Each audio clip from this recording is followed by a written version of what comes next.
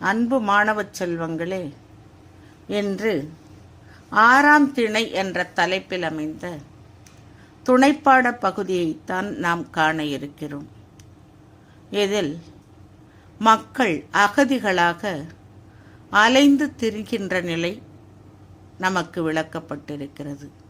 மனிதன் ஆரம்ப காலத்தில் நிலையான ஒரு இடத்தில் தங்காமல் நாடோடியாக காடுகளிலும் மேடுகளிலும் அலைந்து குகைகளிலும் நீர்நிலைகளிலும் பக்கத்திலும் தங்கி தன் வாழ்நாளை கழித்து வந்தான். அதன் பிறகு மருத நிலை என்ற ஒரு நிலம் தோன்றி அந்த நிலத்திற்கு அருகில் பயிரிட்டு கொண்டு வாழத் தொடங்கினான். அவ்வாறு வாழத் தொடங்கிய பிறகே ஊர், நகரம், நாடு ஆகியவை ஏற்பட்டன. அதன் பிறகு அவன் நிம்மதியாக வாழ்ந்தானா என்றால் வாழவில்லை என்றுதான் கூற வேண்டும். அவனுக்கென்று தலைவனை தேர்ந்தெடுத்தான். மனிதர்கள் தங்களுக்காக தலைவர்களை தேர்ந்தெடுத்தார்கள். நாளடைவில் அந்த தலைவன் மன்னன் எனப்பட்டான்.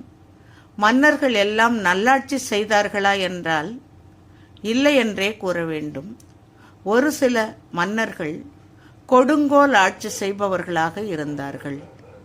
அவர்களிடம் இருந்து தப்பிக்க மக்கள் நாடு விட்டு நாடு அலைந்து திரிந்து அல்லல் பட்டனர். அந்த நிலை இன்றும் தொடர்ந்து கொண்டுதான் இருக்கிறது. இன்றைக்கு பல நாடுகளில் இனப்படுகொலை காரணமாக மக்கள் நாடு விட்டு நாடு பிழைப்பு தேடி அலைந்து கொண்டுதான் இருக்கிறார்கள். அவர்களுக்கென்று நிலையான ஒரு வாழ்விடம் இல்லாத காரணத்தால் எல்லா இடங்களுக்கும் அகதிகளாக அலைகின்றனர். இலங்கையில் உள்ள சிங்களவர்களின் இனவெறியால் தமிழர்கள் பட்ட அல்லல் நமக்கு இந்த துணைப்பாட பகுதியின் மூலமாக விளக்கப்பட்டுள்ளது. இந்த துணைப்பாட பகுதியின் ஆசிரியர் ஆ. முத்துலிங்கம் ஆவார். அவருடைய வரலாற்றினை நாம் முதலில் இங்கு பார்த்துவிடலாம். ஆ. முத்துலிங்கம் எழுத்தாளர், சிறந்த எழுத்தாளர் ஆவார். இலங்கையில் உள்ள யாழ்ப்பாணத்துக்கு அருகிலுள்ள கொக்குவில் கிராமத்தில் பிறந்தவர். பணி நிமித்தமாக பல நாடுகளுக்கு பயணித்திருக்கும் இவர் தற்போது கனடாவில் வசித்து வருகிறார். சிறுகதை தொகுப்புகள், இவர் பல சிறுகதை தொகுப்புகளை வெளியிட்டுள்ளார். என்றாலும் அவற்றுள் குறிப்பிடத்தக்கவை அக்கா, மகாராஜாவின் ரயில் வண்டி, திகட சக்கரம் உள்ளிட்டவை. இவருடைய வம்ச விருத்தி என்னும் சிறுகதை தொகுப்புக்காக 1996ஆம் ஆண்டு தமிழக அரசின் முதல் பரிசினை பெற்றவர். வடக்கு வீதி என்னும் சிறுகதை தொகுப்புக்காக 1999இல் இலங்கை அரசின் சாகித்ய பரிசையும் பெற்றிருக்கிறார். இப்பொழுது நாம் பாடப்பகுதிக்கு சென்று விடலாம். இந்த பாடப்பகுதியை ஆசிரியரே கூறுவது போல அமைத்திருக்கிறார். நாங்கள் அப்போது இலங்கையில் மவுண்ட் லவினியா என்னும் இடத்தில் வாடகை வீட்டில் தங்கியிருந்தோம். எங்கள் வீட்டு சொந்தக்காரர் பெயர் பிரிஸ். அவருக்கு தமிழ் தெரியாது, எனக்கு சிங்களம் தெரியாது. அப்போ அந்த பிரிஸ் என்பவர் யாருன்னா ஒரு சிங்கள இனத்தவர், இவர் தமிழ் இனத்தவர். அதனால் இவர் அங்கு தங்கியிருப்பது அந்த சிங்களவருடைய ஆதரவால் தான் என்பது தெரிய வருகிறது. 1958ஆம் ஆண்டு மே மாதம் ஓர் இரவு கலவரம் மெல்ல மெல்ல ஊர்ந்து கொழும்புவுக்கு வந்தது. எந்த நேரமும் எங்கள் வீடு தாக்குதலுக்கு உள்ளாகலாம் என்று உணர்ந்த எங்கள் அண்ணா எங்கள் உயிரையும் உடைமைகளையும் பிரீஸ்தான் பாதுகாக்க வேண்டும் என்று அவரிடம் வேண்டினார். புரியுதா? கொழும்புவுக்கு அந்த கலவரம் மெல்ல மெல்ல வந்து கொண்டிருந்தது. அப்பொழுது சிங்களவர் ஆதரவு இருந்தால் தப்பிவிடலாம் என்பதற்காக யாருடைய ஆதரவை நாடுகிறார்கள்? பிரீஸ் என்பவரிடம் உதவி நாடினர். பிரீஸ் அப்போதுதான் தன் நினைவுக்கு வந்தது போல் ஒரு புது மனிதராக மாறினார். எங்கள் பாதுகாப்புக்கு தான் உத்தரவாதம் என்றார். ஒரு நாற்காலியை எடுத்து வீட்டுக்கு வெளியே போட்டு அன்றிரவு முழுக்க அங்கேயே தங்கினார். தூங்கவே இல்லை. உள்ளே நாங்களும் தூங்காமல் விடுவதற்காக காத்திருந்தோம். அடுத்த நாள் காலை அங்கிருந்து 3 தமிழ் குடும்பங்களில் ஒரு குடும்பத்தின் வீடு உடைந்து சிதலமாகிவிட்டது. ஒரு குடும்பத்து ஆட்கள் இரவோடு இரவாக மறைந்து விட்டார்கள். எஞ்சியது நாங்கள் மட்டும்தான். இந்த பிரீஸ் என்பவர் இவர்களுக்கு பாதுகாவலாக இரவு முழுவதும் தூங்கவில்லை. இவர்கள் வீட்டில் இருந்து தூங்கவில்லை. எந்த நேரத்தில் எந்த ஆபத்து வருமோ என்ற கவலையால் இவர்கள் தூங்கவில்லை. இருந்தும் அருகில் இருந்த மற்ற 2 தமிழ் குடும்பத்தினர் நிலைமை மிகவும் மோசமாகிவிட்டது. அங்கிருந்த தமிழ் குடும்பங்களில் 1 சிதலமாகிவிட்டது. ஒரு குடும்பத்தினர் இரவோடு இரவாக எங்கேயோ தப்பி சென்று விட்டனர். எஞ்சி இருந்தது இந்த குடும்பத்தினர். எனக்கு கிடைத்த சட்டை. ஒரு போலீஸ் வாகனத்தில் எங்களையும் இன்னும் சில தமிழ் குடும்பங்களையும் அகதிகள் முகாமுக்கு அழைத்து சென்றார்கள். இவர்களை எப்படியாவது காப்பாற்ற வேண்டுமே என்பதற்காக தமிழர்களை அகதிகள் முகாமுக்கு அழைத்து சென்று தங்க வைக்கிறார்கள். ஒரே ஒரு பெட்டிதான் எடுத்து வரலாம் என்று கட்டளை. என் பங்குக்கு டேனியல் டிஃபோ எழுதிய ராபின்சன் குரூசோ என்ற ஒரே ஒரு புத்தகத்தை கையில் எடுத்துக்கொண்டேன். உயிர் பிழைத்தால் போதும் என்று ஓடுகின்ற நிலையில் எதை எடுத்துக்கொண்டு செல்ல முடியும்? அப்பொழுது கூட அவருக்கு என்ன தோன்றுகிறது? தன்னுடைய புத்தகம் பெரிதாக தெரிகிறது. அதனால ராபின்சன் குரூசோ எழுதிய அந்த ஒரே ஒரு புத்தகத்தை அவர் கையில் எடுத்துக்கொண்டு செல்கிறார். எப்போது வீட்டுக்கு திரும்பி வருவோம் என்பது நிச்சயமில்லை. அடுத்த வேளை உணவு எப்போது எங்கே இருந்து வரும் என்பதும் தெரியாது. முகாமில் ஒரு தொண்டு நிறுவனம் அகதிகளுக்கு இலவசமாக உடைகள் வழங்கியது. ஏதோ ஒரு வெளிநாட்டில் யாரோ போட்டு வைத்த உடைகள் தாம் அவை. அதற்காக ஆட்கள் சண்டை போட்டு ஒருவர் மேல் இன்னொருவர் ஏறி நின்று பெற்றுக்கொண்டார்கள். எனக்கு பெருசான இரவு ஆடையின் மேல் சட்டை மட்டுமே அகப்பட்டது. கீழ்கால் சட்டை யாருக்கு போனதோ தெரியாது. அந்த மேல் சட்டையின் கடைசி பட்டன் என் கைகளுக்கு எட்டாது. ஆனால் மிக சந்தோஷமாக அதை நான் பகலிலும் இரவிலும் அணிந்து கொண்டேன். நீங்களே நினைத்து பாருங்கள். இப்போ சுனாமி வந்துருச்சு. எவ்வளவு ஆடம்பரமாக வாழ்ந்தவர்கள் கூட தங்கள் வீடுகளை இழந்து உடைமைகளை இழந்து அடுத்தவர்களுடைய கையை எதிர்பார்த்து வாழுகின்ற நிலைமைக்கு தள்ளப்பட்டார்கள். அப்பொழுது நிறைய அகதிகளாக அவர்கள் அலைவதை பார்த்து மக்கள் தங்கள் ஆடைகளை கொடுக்க முன்வந்தனர். அப்படி கொடுக்கும் பொழுது எல்லாருக்கும் எல்லா பொருத்தமான ஆடைகள் கிடைத்ததா என்றால் அது சந்தேகத்திற்குரியதுதான். கிடைத்த ஆடைகளை பெற்றுக்கொண்டு அவர்கள் சந்தோஷமாக சென்றார்கள். அதுபோல இவருக்கு மேல் சட்டை கிடைக்கவில்லை, கால் சட்டை கிடைக்கவில்லை, மேல் சட்டை மட்டும்தான் கிடைக்கிறது. அது இரவு உடை என்பதால் அந்த மேல் சட்டை சற்று நீளமாகவே இருக்கு. கைகளுக்கு எட்டாது. கடைசி பட்டன் கைகளுக்கு எட்டாது. ஆனால் அது கூட அவருக்கு எப்படி இருந்ததா சொல்றாரு. எனக்கு மிகவும் சந்தோஷமாகத்தான் இருந்தது. உணவு கிடைக்காத போதுதான் அந்த உணவின் அருமை நமக்கு தெரியும். அதுபோல உடை கிடைக்காத போதுதான் கிடைக்கின்ற உடை நமக்கு புதியதாக தோன்றும். அகதி முகாமில் 2000 பேர் வரை இருந்தார்கள் என்று நினைக்கிறேன். இன்னும் பல முகாம்கள் இருந்தன என்று பின்னர் கேள்விப்பட்டேன். ஒரு மத்தியான நேரத்தின் போது அகதிகளாகிய நாங்கள் மறியல் கைதிகள் போல் வரிசையில் தட்டை ஏந்தி உணவுக்காக நின்றோம். 2 கரண்டி எண்ணெய் என் தட்டில் விழுந்தது. அது மஞ்சள் நிறத்தில் சோறு போலவே இருந்தது. பருப்பு முடிந்து விட்டது. யாரோ ஒருவர் போட்டு முடித்த நீளமான இரவு சட்டையோடு நான் நெடுநேரம் அங்கே நின்றேன். அப்பொழுது நான் எனக்கு சொல்லிக்கொண்டேன், இந்த நாளை நன்றாக ஞாபகம் வை. இதுவே உன் வாழ்நாளில் ஆக கீழே ஆன தருணம். இனிமேல் இப்படி ஒரு கணம் உன் வாழ்க்கையில் வராமல் பார்த்துக்கொள். ஒரு இது அப்படி என்ன சொல்கிறாங்கன்னா, அந்த நேரத்தில் வரிசையில் நின்று அந்த அகதிகளுக்கு சாப்பாடு போடுறாங்க. சாப்பாடு போடும் பொழுது அந்த ஆடை அவருக்கு பெரிதாக தோன்றியது. அப்போ அவர் நினைக்கிறார், இதுதான் நம்ம கஷ்டத்தில் கடைசி காலமாக இருக்கணும், இந்த நாள் திரும்பிய நம்முடைய வாழ்க்கையில் வரவே கூடாது அப்படின்னு அவர் நினைக்கிறார். யாரோ போட்டு முடித்து தானமாக கிடைத்த இரவு சட்டையை நான் பல வருடங்களாக பல தேசங்களுக்கும் ஒரு ஞாபகத்துக்காக காவி திரிந்தேன்.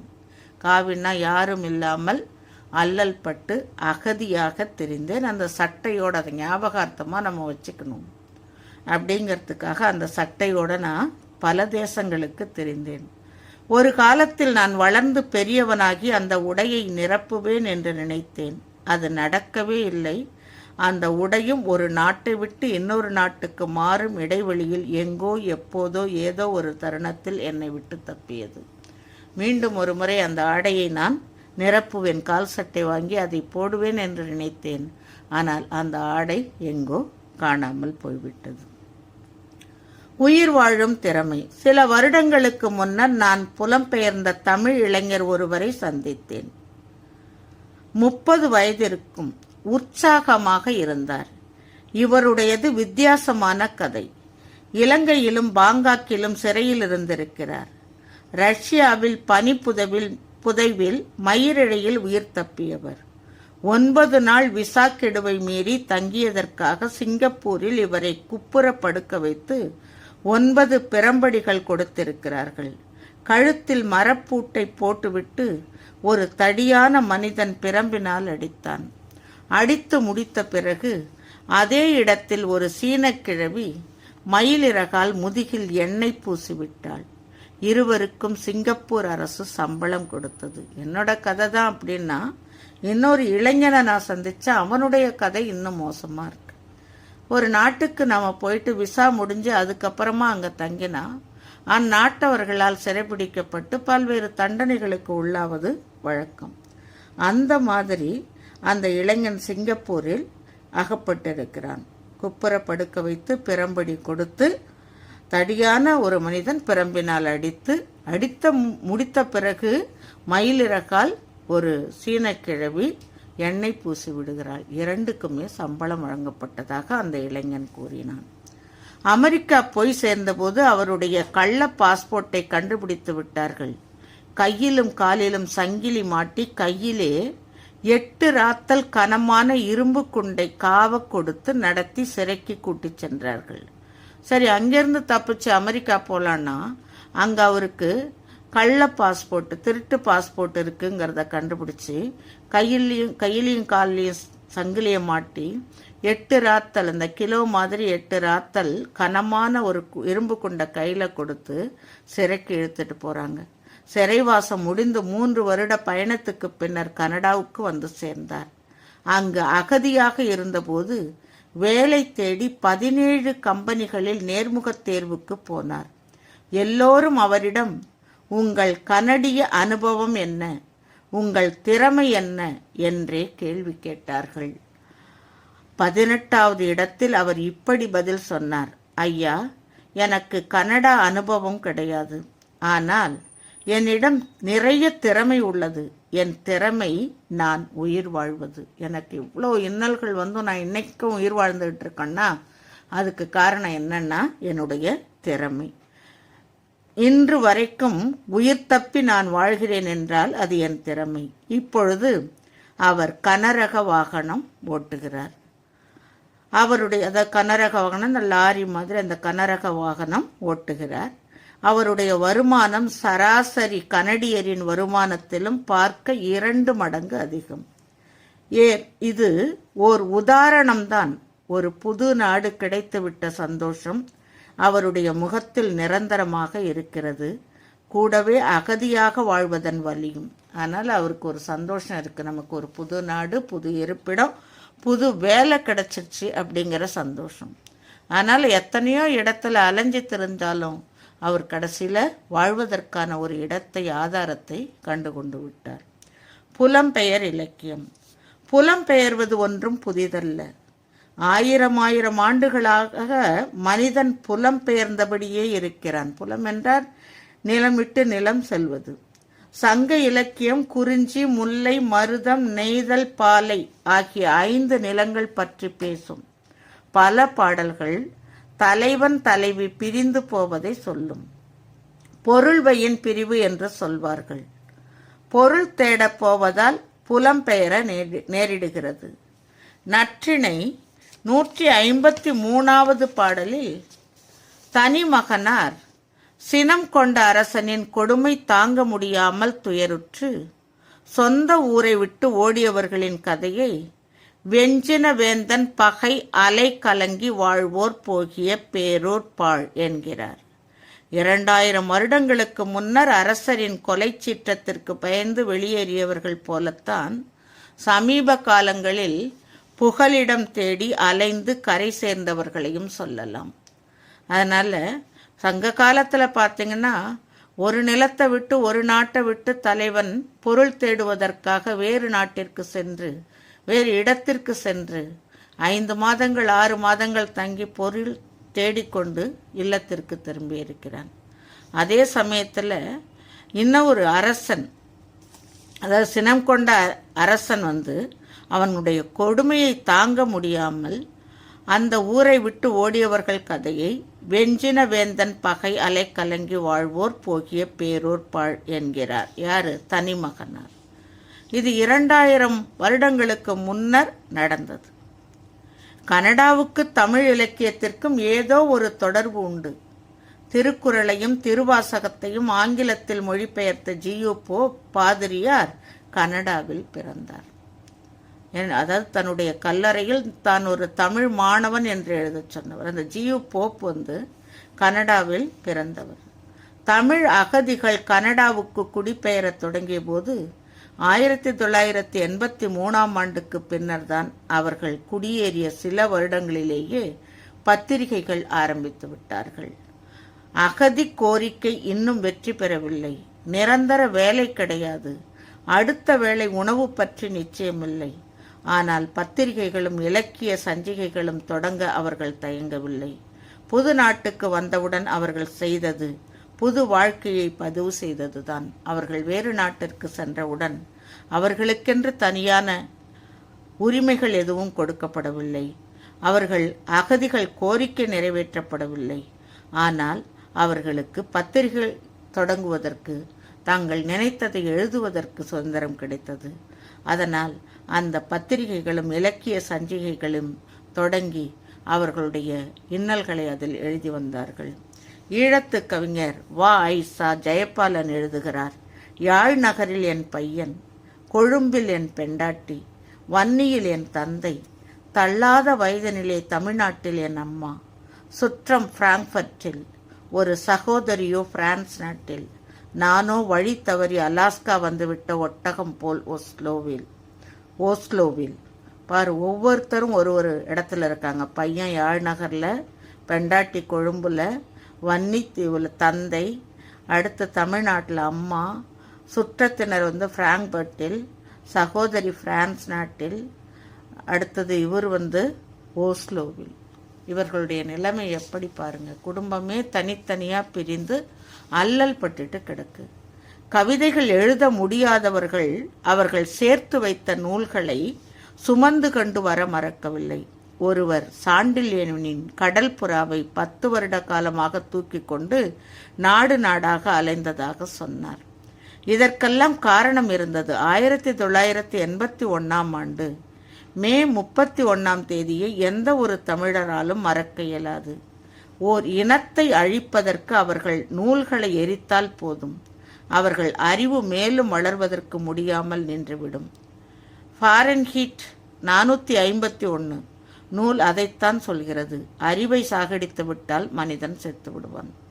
அதனால் அந்த மக்கள் சாண்டில்யன் எழுதிய கடல் புறா, அந்த இலங்கை நகரத்தை பற்றி, அந்த பயணம் செய்கிறத பற்றியெல்லாம் அந்த கடல் புறாவில் சாண்டில்யன் எழுதியிருப்பார். அந்த நூலை தூக்கிக்கிட்டு நாடு நாடாக அலைந்ததாக சொல்கிறாரு. காரணம் என்னென்னா, ஒரு நாடு அழியணும்னா அந்த நாட்டில் உள்ள நூலகங்களை அழித்து விட்டாலே நாடு அழிந்துவிடும். ஏனென்றால் அறிவு ரொம்ப முக்கியம். அறிவாளர்கள் இல்லாவிட்டால், அறிவு வளரவில்லை என்றால் அந்த நாடு பாழடைந்த நாடாகத்தான் கருதப்படும். அதனால் அந்த அறிவு வளர முடியாமல் நின்றுவிட்டால் அந்த நாடு மேலே வரவே முடியாது. உலக அரங்கில் தமிழ். புலம்பெயர் தமிழர்களின் 2ஆம் தலைமுறை தமிழை கைவிட்டுவிடும் என்ற பொதுவான குற்றச்சாட்டு இருக்கிறது. இன்றைய கணினி யுகத்தில் தமிழ் கற்பது இலகுவாகிவிட்டது. புலம்பெயர் நாடுகளில் தமிழ் கற்க முனையும் மாணவர்களின் எண்ணிக்கையும் அதிகரித்து வருகிறது. இதுதான் உண்மை நிலை. இவர்களில் சிலராவது உயர்ந்த இலக்கியங்கள் படைத்து தமிழை உலக அரங்கில் முன்னிறுத்துவார்கள். இன்னைக்கு கணினி யுகத்தில் எங்கே இருந்தால் கூட தமிழை கற்க முடியுது. இன்றைய தமிழர்கள் எந்த நாட்டில் எந்த மூலையில் இருந்தாலும் தங்கள் தமிழ் பற்றினை விடாமல் கற்று வருகின்றனர். அதனால் தமிழர்களையும் தமிழையும் இது உலக அரங்கத்தில் முன்னிறுத்தும் என்பதில் ஐயமில்லை. தமிழர்கள் 8 கோடி பேர் உலகம் முழுவதும் இருக்கிறார்கள். நியூசிலாந்திலிருந்து அலாஸ்கா வரை பறந்து போய் புலம்பெயர் தமிழர்கள் 10 லட்சம் பேர் வாழ்கிறார்கள். கனடாவில் மட்டும் 3 லட்சம் தமிழர்கள் என்று கணக்கெடுப்பு சொல்கிறது. ஒரு காலத்தில் பிரிட்டிஷ் ராஜ்யத்தை சூரியன் மறையாத ராஜ்யம் என்று அழைத்தார்கள். இப்போது சூரியன் மறையாத தமிழ் புலம் என்று சொல்கிறார்கள். தமிழ்நாட்டில் இருந்து மக்கள் எங்கெங்கேயோ போய் வாழறாங்க. நியூசிலாந்திலிருந்து அலாஸ்கா வரை பறந்து போய் புலம்பெயர் தமிழர்கள் 10 லட்சம் பேர். கனடாவில் மட்டும் 3 லட்சம் பேர். அதனால் இன்னைக்கு தமிழர்கள் இல்லாத இடமே இல்லைன்னு சொல்லலாம். 2012ஆம் ஆண்டு தொடங்கி வரும் எல்லா வருடங்களிலும் ஜனவரி 14ஆம் நாள் தமிழர் பாரம்பரிய நாள் என பிரகடனப்படுத்தப்பட்டிருக்கிறது. தமிழர்களுடைய பாரம்பரிய நாள் என்றால் ஜனவரி 14ஆம் நாள். அத்துடன் உலகத்தில் 2வது பெரிய தேசமான கனடாவில் முதல் முறையாக ஒரு புதிய சாலை ஒன்றுக்கு வன்னி வீதி என்று பெயர் சூட்டியிருக்கிறது. இலங்கையில் உள்ள ஒரு இடம் வன்னி வீதி என்று பெயர் சூட்டியிருக்கிறார்கள். இது சரித்திர முக்கியத்துவம் வாய்ந்த நிகழ்வு. வன்னி வீதி தமிழர்களுக்கு சொந்தமான வீதி. இந்த வீதியை ஒன்றும் இலகுவாக சிதைக்க முடியாது. நூலகத்தை எரித்தது போல் இதை அழிக்க முடியாது. என்றென்றைக்குமாக கனடாவில் ஈழத்தமிழரின் புலம்பெயர் வரலாற்றை நினைவுபடுத்தியபடியே இந்த வீதி நிற்கும். இதை யாராலையும் எரிக்க முடியாது. இது நிலை பெற்று நின்றும் தமிழர்களுடைய புகழை நிலைநிறுத்தும். பனியும் பனி சார்ந்த நிலமும். சங்க இலக்கியத்தின் 8 தொகையில் ஒன்று ஐங்குறுநூறு. ஐவகை நிலத்திற்கும் ஒவ்வொரு 100 பாடலாக 5 100 பாடல்களை கொண்டது. அந்நூலில் பனியும் பனி சார்ந்த நிலத்துக்கும் பாடல்கள் இல்லை. புலம் பெயர்ந்த 10 லட்சம் மக்கள் சென்றடைந்தது பனி பிரதேசங்களுக்குத்தான். அதாவது ஐவகை நிலத்துல ஒவ்வொரு 100 பாடலாக 500 பாடல்கள் கொண்டது இந்த ஐங்குறுநூறு. குறிஞ்சி, முல்லை, மருதம், நெய்தல், பாலைன்னு இருக்கு இல்லையா? அதில் ஐநிலங்கள். ஐநிலங்களுக்கும் 500 பாடல்கள். அதில் பனியும் பனி சார்ந்த பகுதின்னு ஒரு நிலம் இல்லை. அந்த பகுதிக்கான பாடல்களும் இல்லை. என்னுடைய கிராமம் கொக்குவில். அங்கே காகம் இருந்தது. 6 மணி குருவியும் இருந்தது. சரியாக காலை 6 மணிக்கு இந்த குருவி கீ கீ என்று சத்தமிடும். காகத்துக்கு பறக்கும் எல்லை 2 மைல் தூரம். 6 மணி குருவிக்கு எல்லையே கிடையாது. இமயமலைக்கு பறந்து போய் மீண்டும் திரும்பும். ஈழத்திலிருந்து புலம்பெயர்ந்தவர்கள் இந்த 6 மணி குருவி போல். அவர்களுக்கு எல்லையே கிடையாது. அவர்கள் உலகம் பனியும் பனி சார்ந்த நிலமுமாம் 6ஆம் திணை. அதனால் இந்த காகம் கூட எல்லை இருக்கும். 2 மைல் தூரம்தான் பறக்கும். ஆனால் இந்த குருவி இருக்கிறதே 6 மணிக்கு இந்த குருவி 6 மணி குருவி கத்த ஆரம்பிக்கும். அதுக்கு எல்லையே கிடையாது. இமயமலை வரை பறந்து சென்றுட்டு திரும்பி வரும். அது மாதிரி இந்த அகதிகள் எல்லை இல்லாமல் பல நாடுகளில் அலைந்து திரிந்து தங்கி இருக்கிறார்கள். குறிஞ்சி, முல்லை, மருதம், நெய்தல், பாலை என மக்கள் வாழ்வதற்கு 5 நிலங்களை வகுத்த மனிதன் இந்த மக்கள் வாழ்கின்ற உலகத்தை பனியும் பனி சார்ந்த நிலமும் என்றே வகுக்க வேண்டும். அதுதான் 6ஆம் திணையாக அமையும் என்று அகதிகளின் அவல நிலையை ஆசிரியர் இந்த துணைப்பாடத்தில் அழகாக விளக்கியுள்ளார். மாணவ செல்வங்களே, இந்த துணைப்பாட பகுதியை நீங்கள் உற்று கேளுங்கள். இவர்களுடைய நிலையை நீங்கள் அறிந்து கொள்ள வேண்டும் என்பதற்காகவே நான் இதனை முழுமையாக உங்களுக்கு படித்து கூறியிருக்கிறேன். இதனை நீங்கள் சப்ஸ்கிரைப் பண்ணிக்கொள்ளுங்கள். அப்பொழுதுதான் நான் போடுகின்ற வீடியோ உங்களுக்கு உடனுக்குடன் வந்து சேரும். நன்றி, வணக்கம்.